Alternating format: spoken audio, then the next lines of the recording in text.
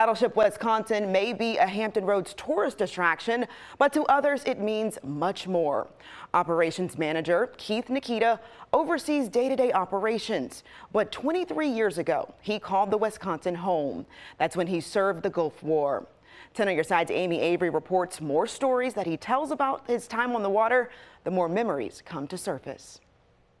Hello. How's it going? Good. How y'all doing today? Good. Any questions about anything? It's rare to walk around Battleship Wisconsin and not run into Operations Manager Keith Nitka. He oversees day-to-day operations, tours, and answers any questions you might have. The one thing that I really enjoy about the job is where I get to talk to people about my ship.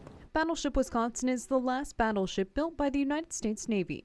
She is the fourth of the Iowa class, turns 80 years old in April, and served in 3 wars: World War II, the Korean War, and the Gulf War. That's where Nitka saw action. I work in the navigation department, a quartermaster by trade, and I was transferred here in March of 1990, looking forward to a Mediterranean cruise. And then Saddam Hussein invaded Kuwait, and we ended up then going to the Persian Gulf.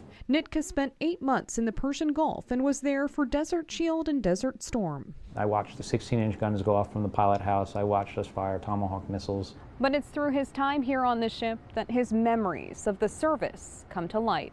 From the place he laid his head at night.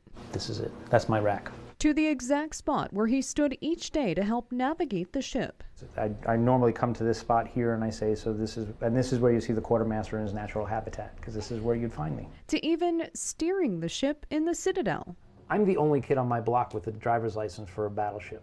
I didn't do it all that often, but I was able to drive this ship. I did steer at certain times. Nitka says at the time, though, as a 20-year-old sailor, he didn't appreciate the ship's history as much as he does today. I got older and people would ask me about my service in the Navy, and I started talking about, I was on the Battleship Wisconsin during Desert Storm, and you were on the Battleship Wisconsin? What is it like to be on a battleship? And it was those conversations that got me actually thinking about what I was doing, where I was. Nitka says he loves sharing stories of the ship with visitors from near and far, and even with other veterans, those who served with him and those who came before. You walk where these men have walked, and you do the things that these men have done. You get a better perspective and a better appreciation for it. He also gets to relive memories with those who may have been on the ship at the same time as him but might have been in a different spot. Nitka says he vividly remembers a time that an unknown aircraft was flying overhead and he heard the words, "Brace for impact." I was a second-class petty officer, and there's an E3 standing next to me in the chart house, and he looks at me and he's got this look of absolute dread and fear on his face, like we're about to die. And I said, just stand on your toes, get on the balls of your feet and hold on to the desk and we'll be okay. Sorry. We'll be okay.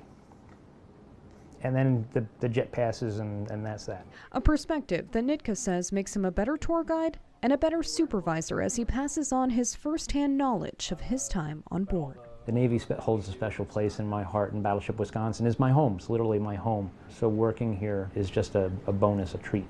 In Norfolk, Amy Avery, 10 on your side.